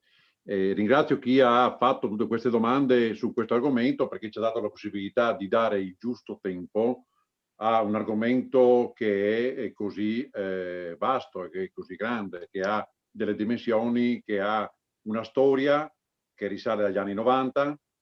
E poi sinceramente quello che si è fatto dalle varie amministrazioni che sono succedute non lo voglio neanche stare lì a trovare la paternità o la maternità di qualcuno in merito, perché le ultime parole che ha detto il consigliere Bertoncello sono quelle più interessanti e sono quelle che sono finalizzate a dare un futuro a tutta quanta l'area. Da dove si parta non ha importanza, ma comunque oggi si parte da quello che abbiamo. Quello che è stato fatto. Ricordare tutti i lavori che sono stati fatti in quell'area lì sono anche soldi che sono stati reperiti, e questo non lo ha detto, per esempio, il consigliere Bertoncello, anche da imprenditori privati che hanno investito in altre aree del comune di Portogruaro e che hanno messo lì qualche miliardo all'epoca, perché forse erano ancora lire, o qualche milionata se erano già in euro, per fare per esempio la rotonda di San Nicolò, visto che è stata citata. Comunque, io ringrazio, ripeto, l'opportunità di aver approfondito un po' di più l'argomento, che non ha avuto l'occasione fino ad oggi di essere così, aver avuto tutto il tempo necessario come questa sera per riuscire ad approfondirlo.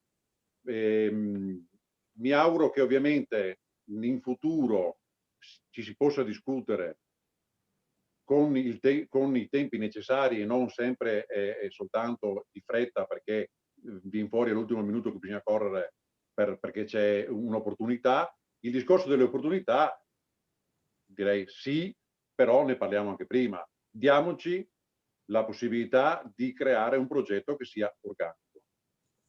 Grazie. Grazie Renato. Prego Maria Teresa.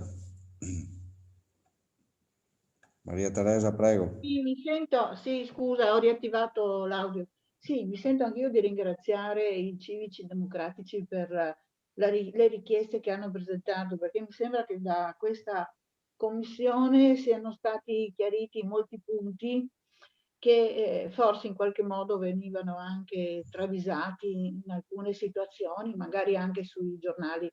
Quindi un'assoluta chiarezza che ha visto specificate molte domande che venivano poste ai cittadini, quali ad esempio le autorizzazioni della sovrintendenza oppure le volontà dell'amministrazione di andare in una direzione o nell'altra. Quindi da qua, come ha detto giustamente anche il consigliere Bertoncello, si può tranquillamente tralasciare, si possono tralasciare tutte le polemiche precedenti che sono assolutamente inutili in questo momento, a mio avviso, e guardare avanti, guardando avanti con la possibilità di utilizzare un manufatto molto importante. Beh, ovviamente mi sembra evidente che non ci fosse nessuna considerazione che qualcuno volesse demolire la Perfosfati per pura volontà di eliminare un edificio così importante, anzi nessuno credo l'abbia mai detto. Io personalmente non ho mai pensato ci fosse una volontà da parte di qualcuno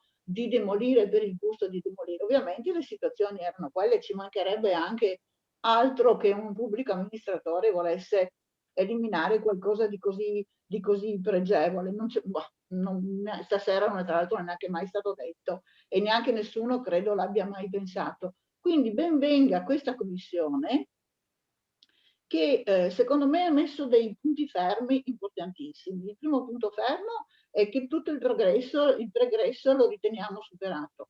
Il secondo punto fermo è che le polemiche sono assolutamente inutili e pretestuose. E il terzo punto fermo è che dobbiamo guardare avanti insieme per un'opera che avrà una rilevanza non solo per Portogruaro, avrà una rilevanza, secondo me, a mio avviso, per l'intera città metropolitana, per il vicino Friuli, e guardiamo anche verso il Pordenonese, verso il Trevigiano, perché no, e soprattutto avrà una rilevanza per l'area del nostro litorale. Quindi tutti insieme verso un unico obiettivo, cercando di sfruttare le opportunità, cercando di sfruttare tutte le possibili occasioni. Io ho apprezzato anche l'intervento che ha fatto il consigliere Bertoncello circa il bando periferie per i collegamenti della metropolitana di superficie. Sì, so bene quanto sia stato problematico tutto il percorso, perché l'ho seguito passo passo unitamente al bando periferie per fosfati. Quindi credo che anche per quello che oggi sia il momento giusto per avere tante occasioni e tante opportunità, ripeto, per la nostra città e per un'area assolutamente molto vasta. Quindi benissimo questa commissione, ci aiuta a guardare avanti e ci aiuta a superare tante polemiche e tanti fraintendimenti. Io spero veramente che polemiche e fraintendimenti vengano, se necessario, chiariti con i tecnici in modo che non escano sui giornali cose particolari o strane o comunque prive di fondamento, e nel caso vengano chiariti, se dal punto di vista politico abbiano delle caratteristiche politiche, vengano chiariti nelle sedi istituzionali. Per quanto riguarda gli aspetti tecnici io non vi addentro, perché su questi argomenti è sempre stato importante che chi aveva il compito di valutare gli aspetti tecnici li abbia valutati, se ne sia occupati. Quindi veramente sono molto lieta che i civici democratici abbiano fatto queste richieste, così una volta per tutte abbiamo chiarito dei dubbi che forse per qualcuno continuavano ad esserci. Grazie Maria Teresa, grazie. Presidente, Prego, prego. Prego Riccardo. io ho ascoltato con attenzione massima di cosa si è parlato questa sera, perché io ebbi la fortuna in quel consiglio comunale del 96, mi collega il consigliere Bertoncello, con l'allora sindaco Rabacchin, il comune decise di acquisire l'area della perfosfati e all'epoca fummo, come è stato detto, anche molto criticati, perché fu un voto unanime che ci vedeva impegnati nell'acquisto di un'area strategica che all'epoca era stata definita anche area e struttura di interesse architettonico archeologico, e di cui poi tutte le conseguenze, determinazioni e deliberazioni assunte dalle varie amministrazioni che ci sono succedute fino all'amministrazione senatore. Mi ha fatto molto piacere ripercorrere e sentire dal consigliere Bertoncello le tappe che per la quasi totalità abbiamo condiviso insieme, e ricordo perfettamente anch'io il progetto dell'ingegnere Ugo Polesello che venne a Portogruaro a illustrare quello che poi è il plastico in Villa Comunale a piano terra, come bene ha ricordato il sindaco Florio Favero. È chiaro che oggi dobbiamo guardarci negli occhi e dire sì,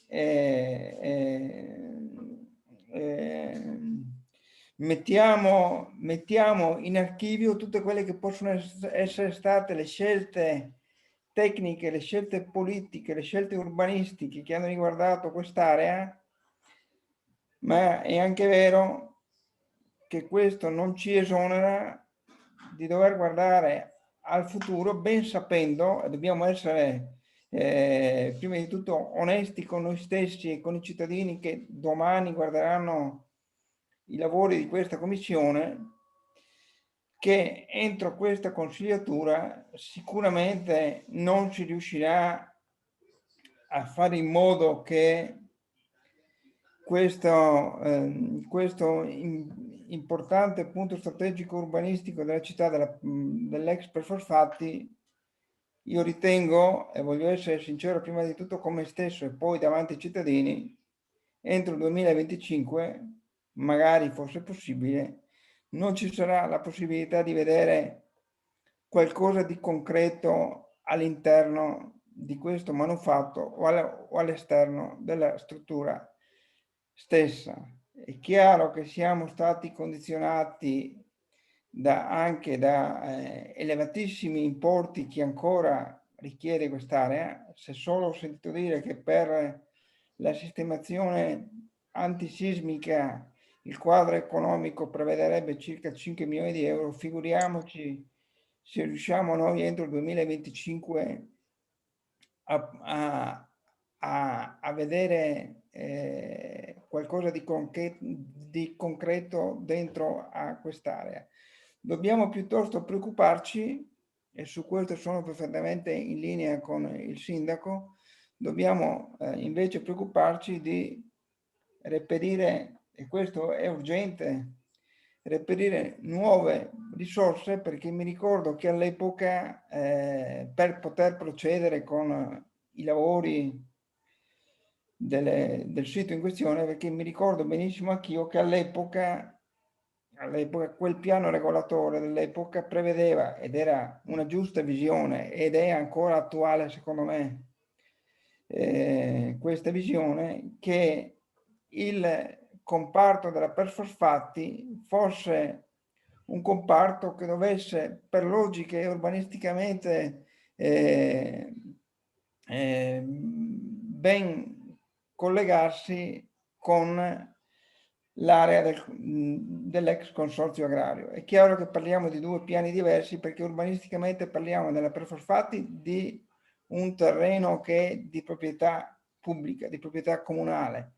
L'altra invece c'è in piedi l'annosa questione, addirittura mi ricordo che gli attuali proprietari dell'ex consorzio di bonifica acquisirono quella struttura nel 1990, quindi pensate voi quanti anni sono passati, ma è chiaro che in una visione futura io, che non sono un urbanista e non sono avvezzo a questa materia, è chiaro che ho ancora in mente la visione prospettica del collegamento fra i due comparti. Però oggi dobbiamo domandarci come fare per reperire altri fondi, perché se non ci poniamo queste domande, quindi benissimo, sono anch'io contentissimo che in una commissione consiliare si sia deciso, grazie ai civici democratici, di parlare di questo tema, perché se no si rischia, per chi non ha, come qualcuno di noi, memoria storica su questo tema, si rischia di parlare a vanvera e male, in maniera scorretta, anche per chi ha amministrato per i soli ultimi 5 anni, anche se l'amministrazione precedente ha portato a casa un finanziamento per il bando periferie, di cui è ancora in atto, come diceva in premessa il sindaco, il cantiere. Quindi per poter procedere concretamente e non indurci a fare voli pindarici su quest'area che equivale a un quarto del centro storico di Portogruaro, sarebbe opportuno che periodicamente il sindaco con la giunta ci tenessero informati per vedere magari anche trimestralmente come si intende procedere per il reperimento dei fondi, perché il vero problema è il reperimento economico dei fondi per poter procedere a successivi interventi rispetto a quest'area qua. Perché diversamente tutto quello che si è detto appartiene al passato. E come si dice, l'acqua passata non macina più. Dobbiamo guardare quindi avanti, consapevoli che per poter vedere, noi stiamo parlando in questo modo, in questa sede, ben consci, ben consapevoli, e dobbiamo esserlo, perché dobbiamo farci un esame di coscienza, perché rappresentiamo i cittadini di Portogruaro, che tutto quello che faremo da qui al 2025 in poi, per chi ci sarà, per chi amministrerà, a seconda dei colori politici, che in questo caso qui non debbono trovare sede perché è un sito troppo importante, dobbiamo dire chiaramente che si sta lavorando per le generazioni future, e chissà quanti di noi, a Dio piacendo, riusciremo di vedere qualcosa di concreto e di finito e di definito in quest'area. Quindi ben vengano discussioni come queste, che secondo me portano due vantaggi. Il primo è quello di mettere a disposizione di tutti i consiglieri e di tutta la cittadinanza il percorso fin qui fatto nei quasi 30 anni di storia di questo percorso urbanistico dell'area ex Perfosfatti, ma che mettono in luce effettivamente quanti sforzi ancora e per quanti anni dovremo lavorare e si dovrà lavorare, e chi ci seguirà dovrà lavorare ancora, ben sapendo che dal momento dell'acquisto di quest'area nessuna amministrazione comunale si è mai fermata al palo per non voler fare qualcosa. È chiaro poi che non è ammissibile, e questo lo dico proprio dal punto di vista politico, che su quest'area qui nessuno si appenda delle bandierine o delle medaglie al petto, ma dobbiamo cercare invece di dare continuità a quello che si fa, di modo che si possa seguire sempre di più una linea che possa essere sempre di più coerente rispetto a quello che è stato fatto. Perché se poi ogni amministrazione che si succederà deciderà di cambiare anche qualcosa, è chiaro che in un ingranaggio così delicato e così importante come la Perfosfatti si rischia di pregiudicare il progresso, e siccome io questo non lo voglio, in un certo senso mi ha anche emozionato sentire ripercorrere tutte le tappe che sono state fatte durante questi anni. Io mi auguro che a partire già da questa amministrazione, ma andando anche avanti, avendo una visione prospettica e futuribile dell'area, che potrebbe veramente cambiare il volto di Portogruaro, tutti ci si attivi per trovare nelle forme che la legge, che gli strumenti urbanistici e che le leggi vigenti ci consentono, di trovare, di attivarci, maggioranza e opposizione che siano, di attivarci per trovare quelle risorse anche attraverso bandi, che possono essere bandi della città metropolitana, bandi di carattere europeo, chissà cosa può venire fuori, ma è chiaro che al di là dei palazzetti futuri, al di là di tante belle pagine che vengono scritte puntualmente nei programmi elettorali, il sito dell'ex Perfosfatti non può prescindere da nessun'altra opera, deve essere il nostro faro per il futuro. Grazie. Grazie Riccardo, grazie. Presidente, posso intervenire brevemente? Prego. Allora, interessante dibattito, utile, e proprio per questo proporrei alla Commissione, al Presidente, al Sindaco di istituire una commissione speciale per la Perfosfatti che possa riunirsi regolarmente e che possa insieme, tutti quanti i componenti, lavorare per definire un progetto per il futuro della Perfosfatti, anche relativamente al piano di recupero per tutte le opere che sono necessarie. Grazie.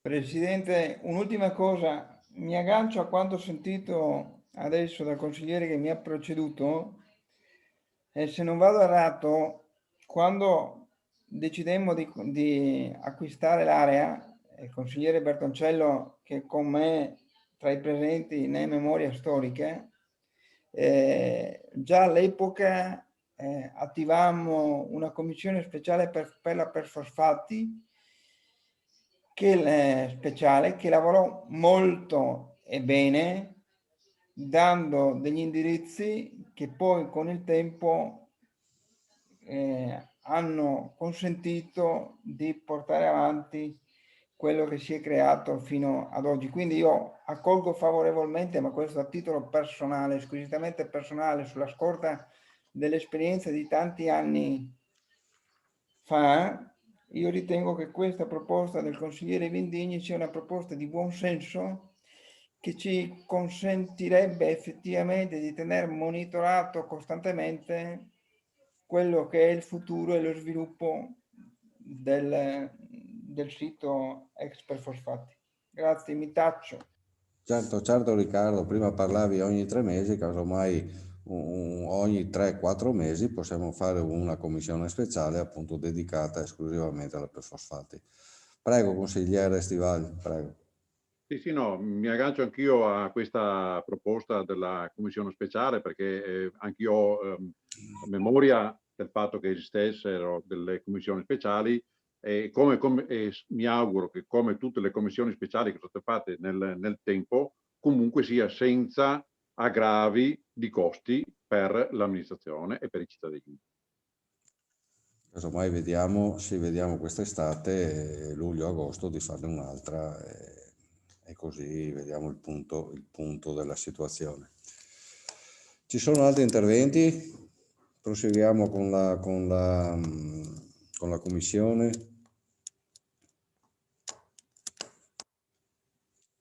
Proseguiamo con gli altri punti.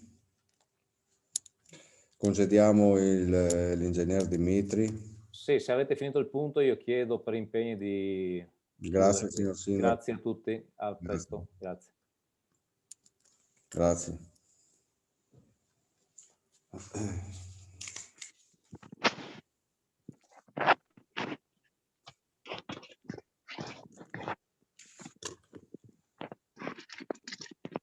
Direi di passare subito al secondo punto, che è la convenzione tra il comune di Portovaro ed altri comuni per la gestione in forma associata del servizio di ricovero, custodia e mantenimento di cani randagi presso il canile EMPA, il rifugio del cane a Ponzano Veneto.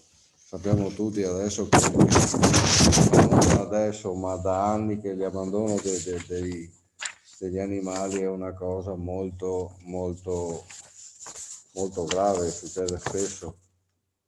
La settimana scorsa, lo dico personalmente, mi è successo un fatto che a qualche chilometro da dove abita il consigliere Dalla Bona, un pomeriggio, percorrendo una strada sterrata di campi, ho intravisto un cane che era fermo nel giro della strada, di questa strada sterrata, e mi sono fermato, e questo cane è abbastanza vecchio, tra l'altro cieco, l'avevano abbandonato, penso io da brevissimo tempo, da poco tempo, perché il cane non aveva né sete né fame, e quindi mi sono interessato subito, ho chiamato l'ASL settore veterinario e sono per fortuna intervenuti subito il veterinario Tabaro, e subito dopo una mezz'oretta l'ho sentito, questo cane l'avevano già recuperato e portato nel canile. Quindi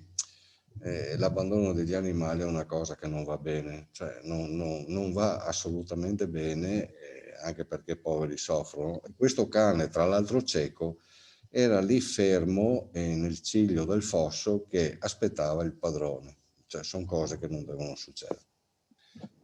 Io darei la parola un attimo al comandante dei vigili che illustra a questo punto. Prego Thomas. Allora, buonasera a tutti. Riguarda appunto la possibilità di aderire alla convenzione che vede il comune di Ponzano come comune capofila, ma che vede molti altri comuni che si sono associati a questo canile, ultimi dei quali il comune di San Donà, di San Stino, di Nusile e di Caorle. Nella proposta che viene sottoposta alla vostra attenzione trovate nelle premesse richiamate quelle che sono le fonti normative che obbligano appunto il comune a farsi carico della custodia e del mantenimento dei cani. E una fonte normativa nazionale che è poi supportata da una legge regionale e anche dal Ministero della Sanità che spiega quali devono essere le modalità con le quali ogni comune deve scegliere il canile a cui associarsi. Successivamente troverete sempre nella delibera del Consiglio quelli che sono i punti qualificanti della proposta. Ti aspetto all'ufficio mio tra 15 minuti. Vuoi rispondere? Possono... Sì, ok. Sandra il microfono. Che possono aiutarvi nella vostra decisione. Allora, uno dei primi punti è sicuramente il fatto che questo canile è un canile che viene gestito direttamente dall'ENPA, che è l'Ente Nazionale per la Protezione Animali, quindi ha un lusso senza fini di lucro, scusate. E c'è poi un altro punto importante che è riportato nella convenzione, che è quello relativo agli oneri che sono in capo appunto al gestore, ovvero sia all'ENPA. Tra questi oneri, a parte tenere informato costantemente i comuni facenti parte della convenzione, ce n'è uno che è, come dicevo prima, importante, ovvero sia questo canile garantisce 3 aperture alla settimana per facilitare le adozioni dei cani che sono custoditi presso lo stesso. 3 aperture alla settimana più delle giornate specifiche che vengono dedicate proprio all'adozione. Da informazioni che abbiamo assunto, il canile di Ponzano è un canile che ha un alto tasso di adozione degli animali che sono custoditi e sono mantenuti presso questa struttura. Da un punto di vista economico, invece, il punto da sottolineare è che nelle spese per partecipare a questa convenzione sono previste delle spese fisse per il mantenimento della struttura, poi delle spese fisse che variano a seconda del numero degli animali che vengono custoditi, ma in queste spese ci sono tutte le spese veterinarie. Se la interrompo, comandante, ma il movimento di carte del consigliere Barbisan ci impedisce di sentire quello che lei sta dicendo, perché evidentemente sfrega la carta sul microfono del computer. Scusi, ma è impossibile capire cosa sta dicendo. Ecco, e allora ripeto magari l'ultimo passaggio. Dicevo che un altro punto qualificante è dato appunto dai costi che vengono chiesti per partecipare alla convenzione, costi che sono dati da un fisso che viene calcolato in base al numero degli abitanti del comune e poi una diaria giornaliera relativa proprio al mantenimento del cane. In questa diaria però sono ricomprese tutte le spese veterinarie e in questo modo andiamo ad eliminare quell'alea che invece è presente in altri canili, compreso quello dove abbiamo in questo momento ospitati i nostri animali, dove le spese veterinarie non sono ricomprese nella diaria, ma vengono conteggiate di volta in volta e comportano sicuramente un aumento di costi su base annuale. Come vi dicevo prima, abbiamo assunto informazioni con i comuni che hanno già aderito a questo canile e i riscontri sono stati tutti positivi. Se c'è qualche domanda, il dottor Poles che possa illustrare. Non ci sono domande. Prego, consigliere Stivali.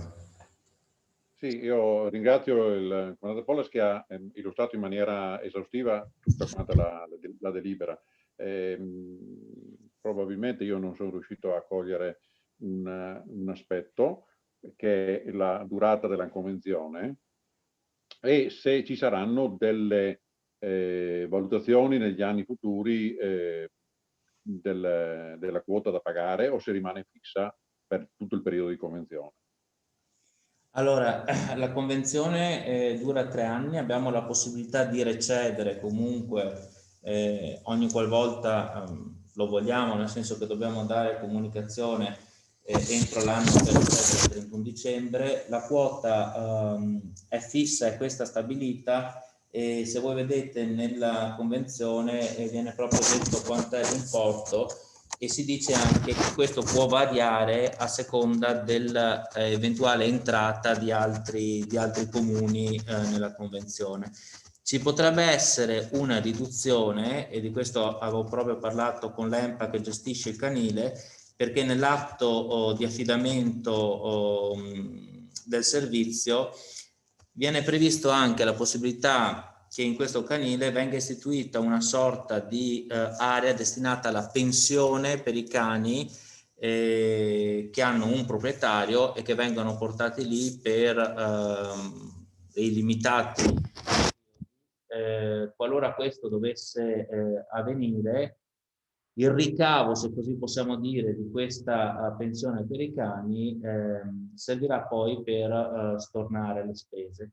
Io ho fatto un conto e mi ero dimenticato prima di dirvelo. Il costo per aderire a questa convenzione attualmente, con le condizioni che abbiamo adesso, ammonterebbe a 7.500 euro, e saremo già in risparmio rispetto a quello che abbiamo pagato l'anno scorso con il canile di Villotta di circa 2.000 euro.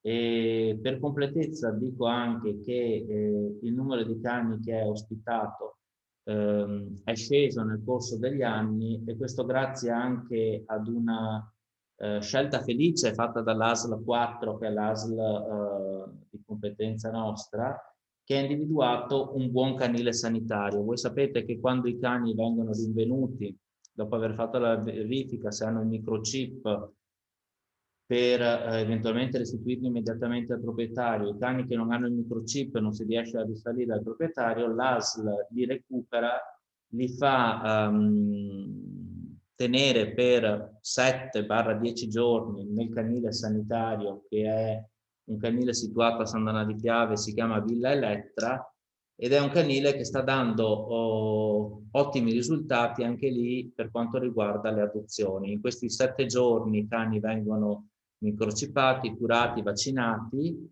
e si cerca già di trovargli una nuova collocazione. E questo canile sta dando appunto dei buoni risultati in termini di adozione degli animali. Sì, confermo, dottor Polles, perché quel cane che sono venuti a recuperare lo portavano effettivamente a Sant'Anna di Piave, mi diceva il dottor Tara.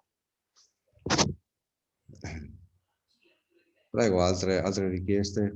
Bene la delibera di cui ho sentito parlare adesso, bene anche il fatto, ma questo era acclarato, si sapeva, che a Sant'Anna di Piave esiste un canile sanitario che custodisce temporaneamente gli animali abbandonati fino a quando i proprietari non vengano a riprendersi. Bene anche il fatto che il numero degli ospiti nel canile sia diminuito, vuol dire che c'è più sensibilità rispetto a questi animali che ferocemente vengono abbandonati.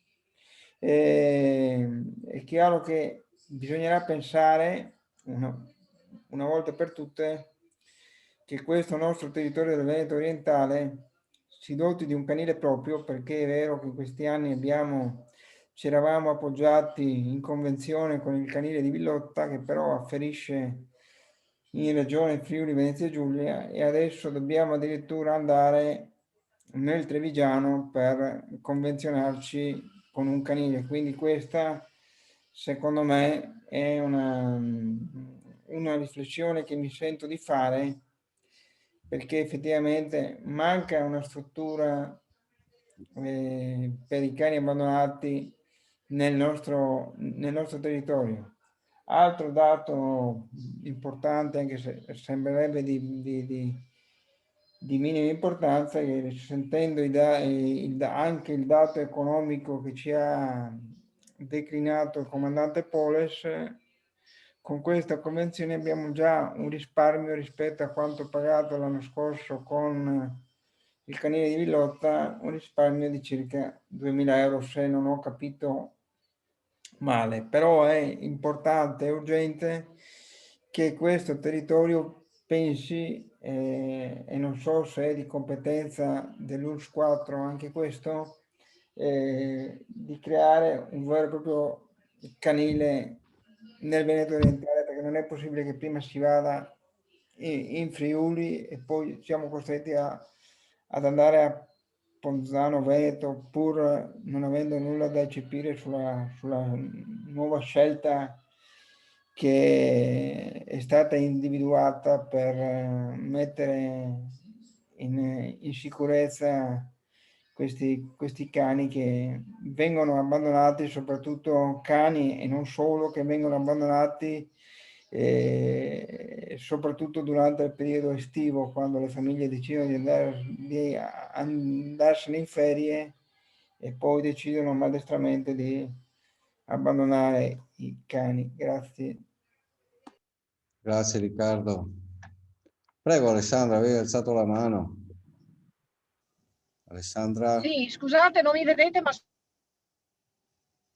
in macchina perché sto tornando dal lavoro. Allora, io intanto mi complimento per la scelta, perché già questo canile ne avevo avuto occasione di sentir parlare all'interno dell'associazione di cui faccio parte, proprio per recuperare gli animali abbandonati.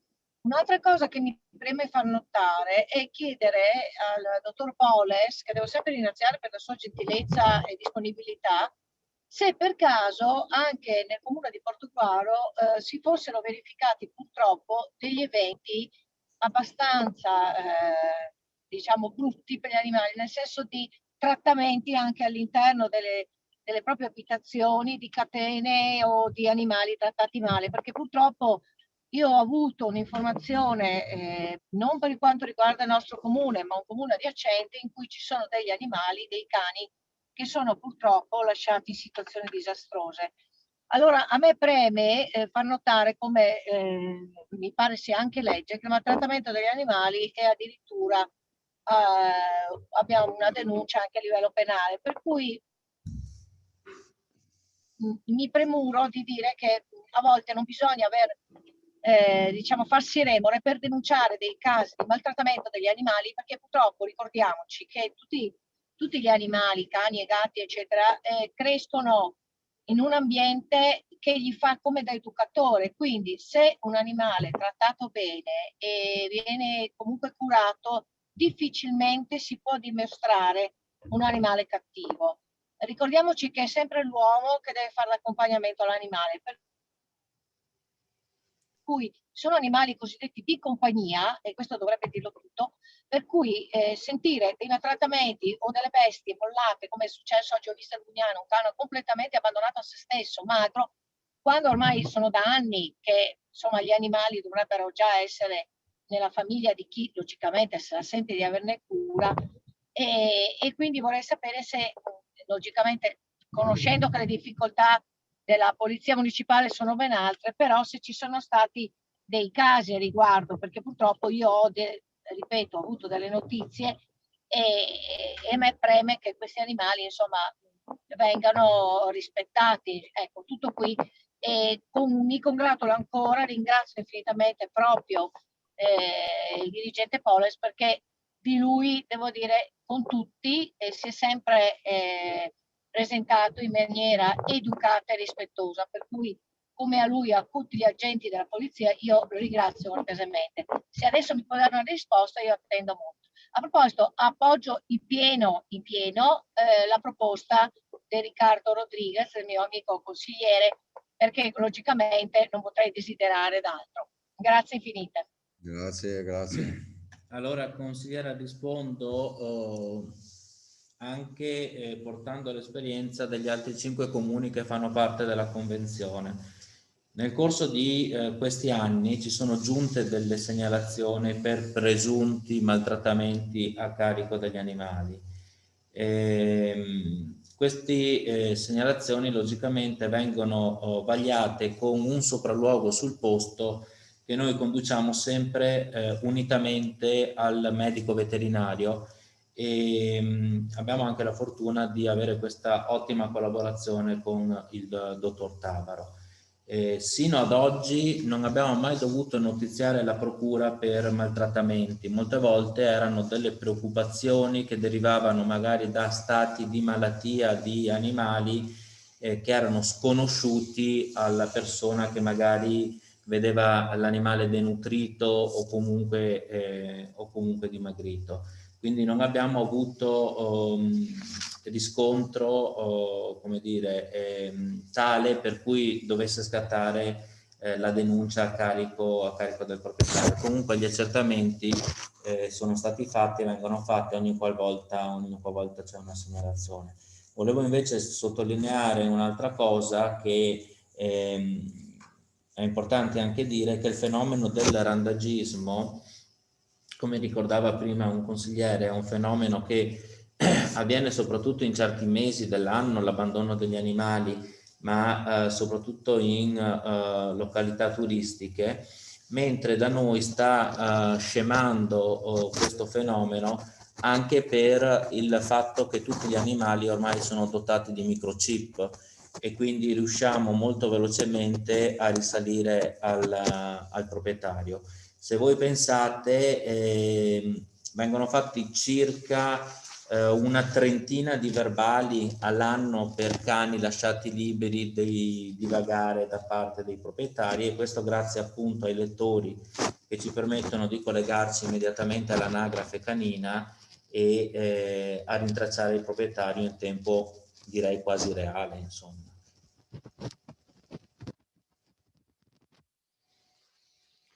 Prego, ci sono altre domande? Se non ci sono altre domande, passiamo all'ultimo punto all'ordine del giorno, per quanto riguarda la prima commissione, che è il conferimento alla cittadinanza onoraria al merito ignoto, medaglia al valore. Ovviamente questa è la cura. Arrivederci, dottore. Questa è la cura, penso che venga accettata all'unanimità, che praticamente promuovere la conoscenza della storia del milite ignoto del centenario in ogni scuola ordine del Veneto, iniziative in supporto ad ANCI Veneto tese a e promuovere la visione del film Fango e Gloria, che praticamente è la storia del milite ignoto. Sappiamo tutti che è il 4 novembre questo soldato preso tra 11 salme e messo nella ricordo che anche mio nonno è stato uno, classe 1987, è stato uno che ha fatto la prima guerra mondiale. Lui ha avuto la fortuna di venire a casa, però mi ricordo che da piccolo io non l'ho visto, non l'ho conosciuto, ma mia nonna Corona, che era la mamma e quindi il papà di mio padre, mi ha sempre raccontato, era una cosa, stavamo mezz'ore a sentirla parlare di questo soldato valoroso che è tornato dalla grande guerra mondiale. Maria Teresa Ret, prego, visto che hai alzato la mano. Sì, mi scusi, non ho capito la proiezione del film Fango e Gloria. Le chiedo perché questo film era già stato proiettato proprio in sala consiliare su iniziativa dell'assessorato alla cultura l'anno di uscita, quindi nel 2014, inserito peraltro all'interno delle iniziative legate all'anniversario. Per cui non avevo colto se viene riproiettato di nuovo in sala consiliare e in che modi, nel senso che sarebbe un po' una ripetizione, magari si può pensare anche a un'alternativa. Scusate, intervengo io per cortesia. Prego, Presidente. Grazie, Presidente. No, in sostanza noi quello che andiamo a votare e a portare avanti con interventi lunedì è la cittadinanza onoraria. Quindi poi ci rivolgiamo al mese di novembre, che poi ci sarà praticamente proprio la cadenza dal punto di vista di calendario, e in quell'occasione siamo tutti quanti, anzi vi chiedo anche dei consigli, delle cose per portare avanti qualcosa da fare in quel momento. Quindi non abbiamo ancora deciso, abbiamo citato il film, ma siamo aperti, anzi mi chiedo anche il contributo vostro per studiare e fare qualcosa che però sarà un qualcosa di post.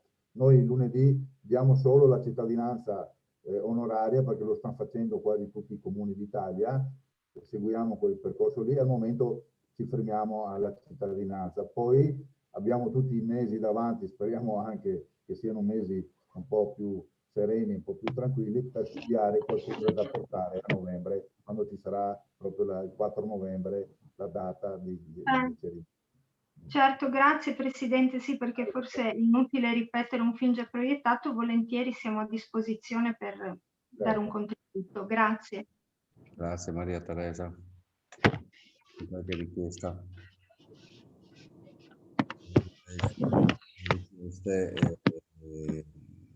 Chiudo qui la commissione e do la parola alla